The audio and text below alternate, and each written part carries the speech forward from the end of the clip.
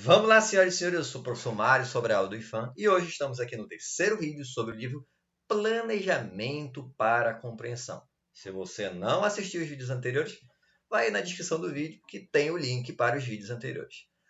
No vídeo 2, falamos sobre o estágio 1 e iniciamos sobre o estágio 2, mas não falamos sobre o relatório, tá? O formulário, na verdade, que o livro apresenta. Então, vamos ver esse formulário.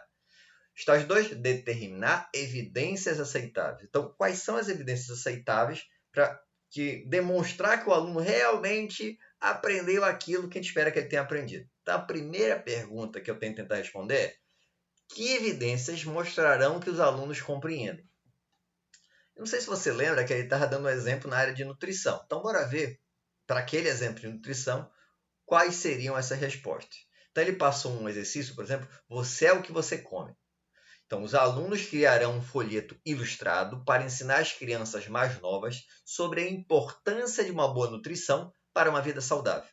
Eles oferecerão aos estudantes mais novos ideias para mudar seus hábitos, maus hábitos alimentares. Então, isso aqui já é uma forma, né? Eu passo um exercício e aí, quando eles conseguem passar essa informação para frente, é uma evidência que eles aprenderam. Além disso, um outro exercício, alimentando-se. Os alunos desenvolverão um menu de 3 dias de refeições e lanches para uma experiência de acampamento ao ar livre. Eles escreverão uma carta para o diretor do acampamento, explicando por que o menu deles deve ser selecionado, indicando que o menu cumpre as recomendações da pirâmide alimentar da OMS e é saboroso o suficiente para os alunos. Eles incluirão pelo menos uma modificação para uma condição alimentar específica, diabético ou vegetariano. Então, percebe que isso aqui é uma forma de determinar uma evidência aceitável. Tá? Se os alunos conseguirem fazer isso aqui, eles estão conseguindo aquele aprendizado que a gente queria. Eles compreenderam o assunto.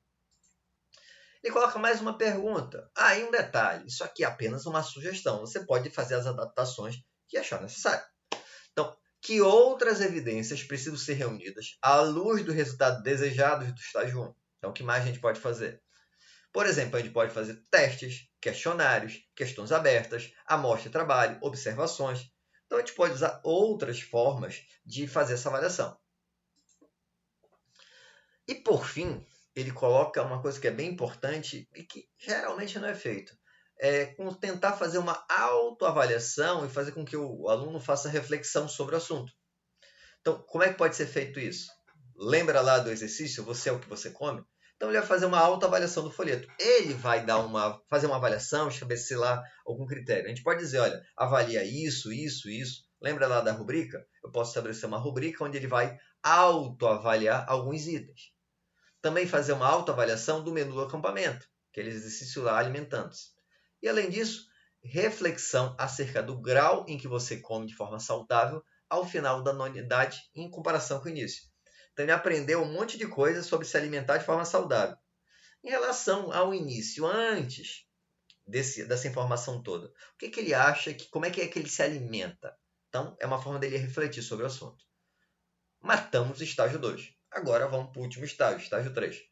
Planejar experiências de aprendizagem e instrução. Então, de que forma eu vou passar essa informação para o meu aluno? Tá? Aí já é o planejamento da aula propriamente dito.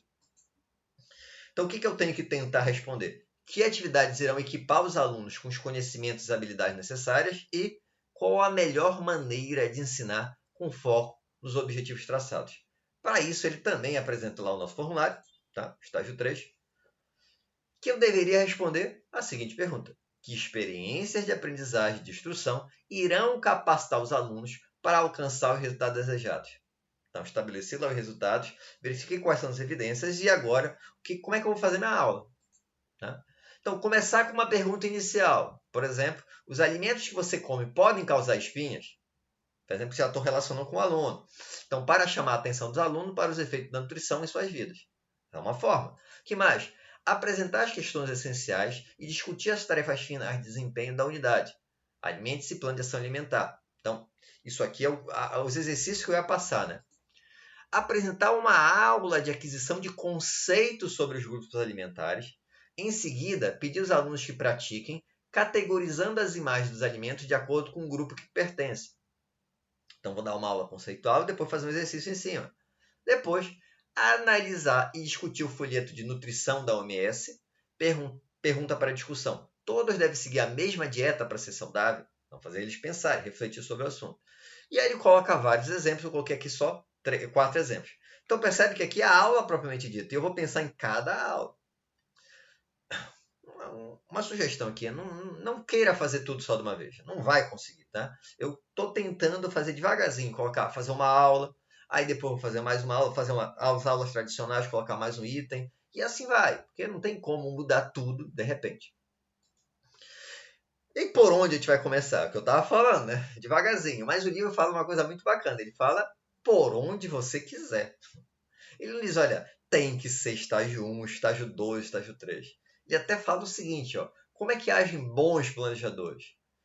1. Enquanto trabalha, jogam criativamente com as ideias para a unidade, independentemente de onde essas ideias se encaixam no modelo, para, no final, produzirem um plano sólido. E, além disso, testo as ideias antes e durante sua aplicação com os alunos, para aumentar a probabilidade de que, no fim das contas, os objetivos sejam atingidos na forma de aprendizagem concreta. Então, um bom planejador ele vai testando. Ele é tentativa e erro. Testou, deu, não deu 100%, coisa e tal. Por isso que eu não posso tentar mudar tudo só de uma vez. A gente vai lá, muda 1, 2, 3 aulas, testa, não deu certo, repensa e vai devagarzinho executando. O objetivo desse vídeo não é esgotar o assunto sobre o livro, é apresentar o livro e espero que isso tenha servido para isso. Antes de concluir, só um resumo final para a gente pensar. Então, vamos lá. Para fazer esse planejamento reverso, vou começar pelos objetivos, ou seja, qual o principal aprendizado que o aluno pode levar para além da aula. Para isso, eu tenho que pensar em verbos tipo identificar, relacionar, sintetizar, né? Resumir, descrever, interpretar, fazer conexões, construir explicações. Percebe que não está aqui lembrar, que apenas lembrar é muito raso. 2. Que evidências? Então, quais evidências mínimas que me fazem perceber que os alunos compreenderam? Isso vai ser feito por pesquisa, vídeos, projetos. Eles vão produzir nesses materiais desenhos, esquemas, rotinas, questões dissertativas. Isso tudo vai fazer com que sejam evidências para demonstrar que eles aprenderam. Por fim, como é que eu vou fazer que ele tenha uma experiência para assimilar isso tudo? Como planejar as etapas da aula de forma significativa? Além da aula tradicional, né, eu posso fazer também rotação por estação, trabalho em grupo, aula invertida, rotina de pensamento, aprendizagem baseada em projeto, gamificação, ou seja, tudo que for possível além da aula tradicional. Então percebe que dá para devagarzinho ir modificando a nossa aula. Espero que tenham gostado. Se gostaram, já sabe, né? Curte, compartilha. E tem alguma dúvida ou sugestão de pauta? É só colocar aí embaixo nos comentários ou mandar e-mail para mario.sobral@ifam.edu.br. Um abraço e até o próximo programa.